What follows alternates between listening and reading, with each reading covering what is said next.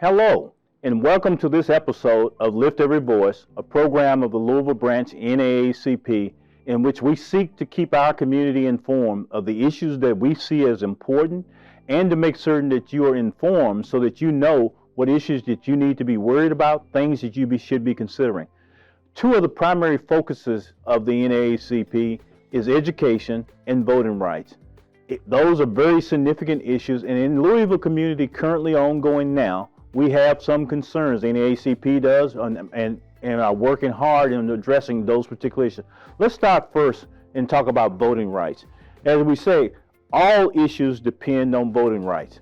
Voting rights is what makes us whole. The voting rights is what helps us keep people honest. Voting rights is what gives us political power. And when we don't vote, that power is dissipated and we end up on the short end of getting services, economic benefits, and a variety of other things. So as we talk about voting rights in this season we're going on, the first thing I'm going to tell you is the voting rolls. We, NAACP, is encouraging every individual who is a registered voter to check his or her voter registration, because since the last election there has been purging of the voting rolls taking place, and we are not certain whether or not this has been done appropriately or legally. And the way to ensure and protect ourselves is for us to, in fact, register to vote and check your voter registration. So if you go to govoteky.gov, you'll be able to check your voter registration, and you need to do that as soon as possible. Senator McConnell, a couple of months ago, or a few months ago, wrote an editorial, an op-ed piece that appeared in the Courier Journal. In that op-ed, he bragged on himself for having received an award from the NAACP. He received that award in 1992 because he voted for the reauthorization of the Voting Rights Act. But if you look at his voting record other than then, he receives a grade of F. The NAACP in just the last week or two has released its report cards for all individuals in the U.S. Senate as well as the House of Representatives. And I'm here to report today that Senator McConnell and Senator Rand Paul both received an F from the NAACP for their voting record as it relates to issues that are important to African Americans and as it relates to voting rights. So we need to be working hard to make certain that we keep these individuals honest in terms of what's taking place. Our lives depend on it, and we need to make certain of that. The NAACP has, in fact, encouraged people to write or call Senator McConnell and Rand Paul and tell them that they've been given a grade F by the NAACP on protecting and upholding our American democracy. The fundamental right of every eligible voter to cast their ballot and have their voice heard is a cornerstone of our democracy. The grade which they were given to them was based upon votes on the John R. Lewis Voting Rights Advancement Act, the Freedom to Vote Act, and your unwillingness to move or do anything around the filibuster. So if you see Senator around the community or you're able to write an op-ed, tell him that he got an F from the NAACP, and until he changes his ways, he will continue to get F grade, because that is very, very important to us. So having talked about voting rights, let's move to the next category, which is, to me, is even more important than voting rights itself. And that is the arena of education. The NAACP has been battling for full and complete education for African Americans since its founding in 1906. And we continue to fight today. Here in Jefferson County, the NAACP was a plaintiff in the case in the early 1970s that led to the desegregation of public schools here in Louisville, Jefferson County, and the merger of the school system. We were at the forefront of that, and we're now beginning to look again at what is taking place in our schools. And there has been much discussion from the superintendent and others in the community regarding a student assignment plan. We've had a student assignment plan since 1976, so over 45 years we've had a student assignment plan. When JCPS was being considered for takeover by the state, part of the agreement and settlement with the Department of Education was an agreement that Jefferson County would review and evaluate its student assignment plan and come back with a new one. As we all know, the pandemic has delayed that being done, But the superintendent a week ago said that he expects to bring a student assignment plan to the Board of Education sometime next spring, which is all well and good. And what we're concerned about is what is going to be in this student assignment plan. We know we start from the premise that the burden of desegregating our schools has been carried by students of color, black students who live in West Louisville. That has to be addressed in terms of any plan that comes out. We expect the burden to be equalized, meaning that it falls same on African American students as it does all other students. The superintendent has floated a plan called the choice plan. The choice plan would give to students who live in West Louisville a choice of a middle school in West Louisville and a high school in West Louisville, and the high school being Shawnee and the middle school being a brand new building to be built. That is great to be able to give our students a choice in terms of schools where they may be willing to go or can go, and we welcome that. But the real question that we all should be asking us, if in fact we're given an opportunity, what is going to take place in those new buildings?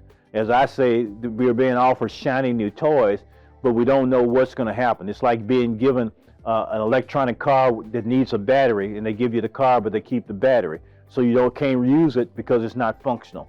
What kind of resources are going to be available to students in West Louisville who make the choice to go to a middle school or a high school in West Louisville? And the reason we ask that is there has been a persistent student achievement gap between white students and African American students in Jefferson County for years. There's been a lot of discussion over the years about those items in terms of what's taking place. But in spite of the rhetoric, the gap has not narrowed. If anything, it has gotten wider. And so we need to advocate, and the NAACP is advocating for making certain that our students, African American students, get all of the resources that are necessary to achieve equity in our school system, to achieve having the same opportunity to excel as others, and closing the achievement gap. And the achievement gap can be closed, but it takes an intentional effort with a dedicated commitment to doing that. And we need to make certain that that in fact takes place. So related to that, and a part of the student assignment plan, is the magnet school proposal. The Courier Journal over the past few weeks has run a series in terms of whether or not magnet schools in Jefferson County are really magnetic, meaning does it draw students from all areas of all skills and all ability. And that article is a pretty damning indictment of what Jefferson County has been able to do or has done with magnet school. So when you couple the magnet school and student assignment together, you really end up with some real issues that this community needs to face. And the NAACP will be leading the battle to make certain that each and every day you are fully informed about what is in the student assignment plan, meaning what is the proposed changes that will take place as it relates to magnet school, so that you as citizens of this community can make an informed decision and choice as to, if you're a parent, where your son or daughter will go to school. And if you're just a citizen in this community, to make certain that your tax dollars are being expended wisely to make certain that these benefits and resources are in fact deployed so as to be able to do that. We've been talking about this student assignment plan for I guess it's been around for 45 years, 46 years. And the superintendent has floated ideas. But what has been missing in all of this discussion is a plan. What is the plan? And I think every one of you should ask your school board representative, the superintendent, your school principal, what is the plan? What is it that Jefferson County Public Schools plan to do as it relates to student assignment? And we need to know all of the particulars, all of the details in terms of doing that. But one of the things that you should make certain that you also ask and be certain of is that, we want to see the plan, but the plan has got to definitely have academic and student performance goals in it, meaning that we're looking for How do you plan to intentionally address the achievement gap? How does this plan address the achievement gap? What is the goals to be achieved with the student assignment plan? How can we measure those items? How can we monitor those items? What will be the accountability for the goals that are set forth in that? And we need to ask those. And we need to be pretty persistent about asking. Because if we don't ask, we will find ourselves at a school board meeting where this is presented and also be approved, and then suddenly we're left out. And so what we want you to do is for you to be fully informed about student assignment and the magnet school program plan. Be very certain about each of those. And if you're a parent and you've seen the choice plan and you want your son or daughter to go to the new middle school or the new high school, you should be asking, what's going to be new and different in those schools from what we had in the past? Because we know in the past what we've had has led to, again, more of the same, meeting a wider student achievement gap, and in many instances with our kids not receiving a full and complete education. Our students not being educated to the full extent of their ability. And this needs to change. And it has to change now. But the only someone who can change that are the citizens of Louisville and Jefferson County. It is you, the viewers of this program, who can make the change and require the change. And that is where the NAACP, again, will be involved, because we will be putting out information on a regular basis on this program, on our website, through social media, to make certain that you know what is taking place. So when the vote time comes, it will be that they will have to present to a well-informed, well-educated community all of the particulars about what is taking place. And then not only do we want the plan, but we want to know what are the accountability measures that are going to be in the plan.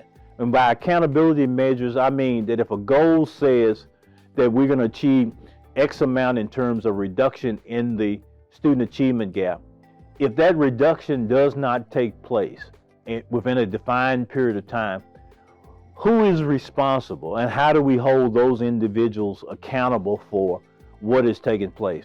The other thing is, it's nice to have accountability, but it must be measurements that we understand and measurements that are in fact given to us on a timely basis, measurements that are comprehensible, and measurements that in fact point to the direction in which things are really taking place. Not some PowerPoint chart that gives us 6 or 7 points and then moves on to something else. We need more in terms of doing that.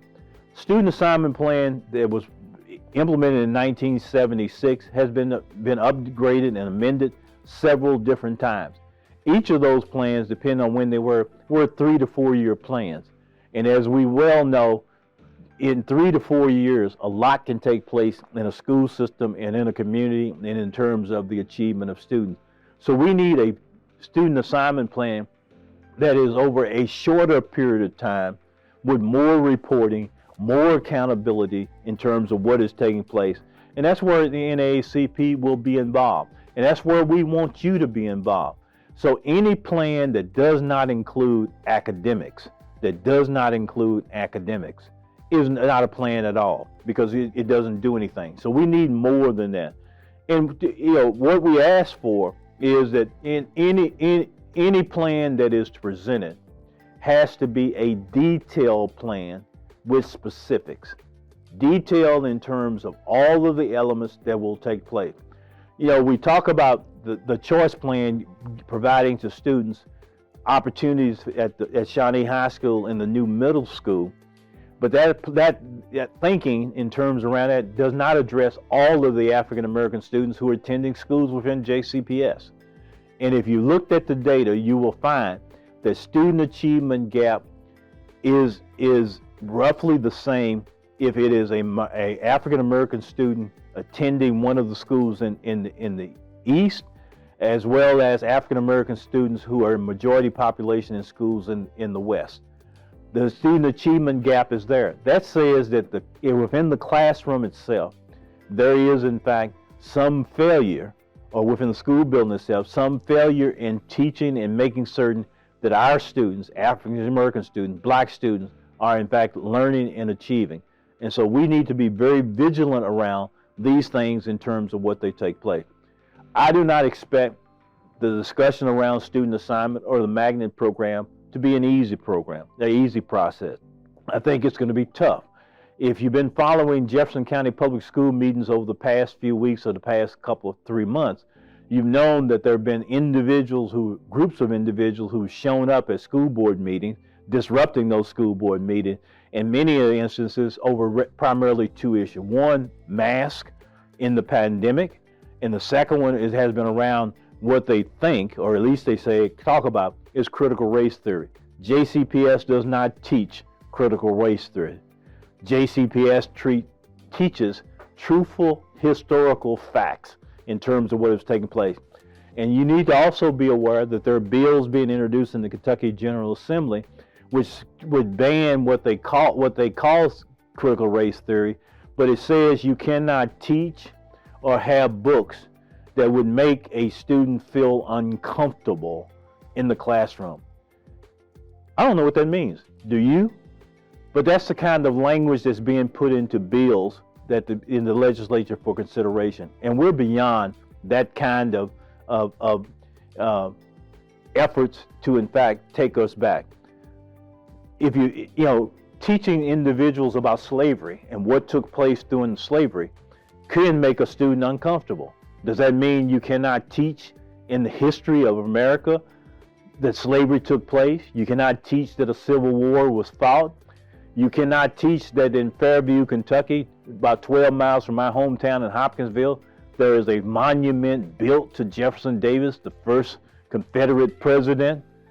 So what we're in is a battle for what every student should learn as it relates to history of this country, history of their community, and what has taken place.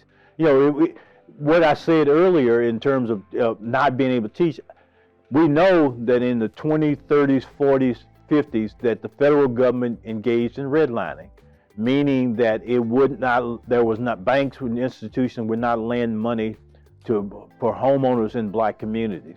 It was called redline, and it created communities. We know that took place. So if I, as a teacher, would tell a student in the classroom today that took place, and that's why a lot of the things we see today are here, that would make some students feel uncomfortable. But uncomfortability is not an educational priority or premise or anything of that nature, and we need to make certain that we're all about it. So your NAACP, and I say it is yours, because whether you're a member or not, we're fighting every day for your interests and your rights, needs you to be involved, needs you to be informed, needs you to constantly pull from elected officials, school officials, governmental officials, information, to ask the hard questions, to get the answers that you need in order to be able to make the wisest decision that you can make for your particular situation. We need to make certain that we're really working and doing the things that we need to do. Your NAACP is here, and we will work with you. If you have any comments or anything you'd like to share with us, you can call us at 502-776-7608, or you can email us at louisvillebranch@lounacp.org. You can visit our website at lounacp.org, or you can visit our Facebook page, which is at Louisville NAACP. And of course, you can always visit us at our office, which is located at 1245 Catalpa Court. The NAACP is in this battle to win, whether we're talking about voting rights or education. And we will always continue to fight to make certain that we're lifting up and protecting the rights of all, in particular the rights of blacks. We have come too far from where we started from to give up on this fight, and we have no intentions of backing down now. We will be in Frankfort during the legislative session battling over CRT. We will be at school board meetings battling over the student assignment plan and the magnet school program. And what we need to have is when we show up and we send out a message asking you to show up, we need you to come and be a part of it. Because when we lift every voice, we can make a difference. And together, we can change this community. Thank you.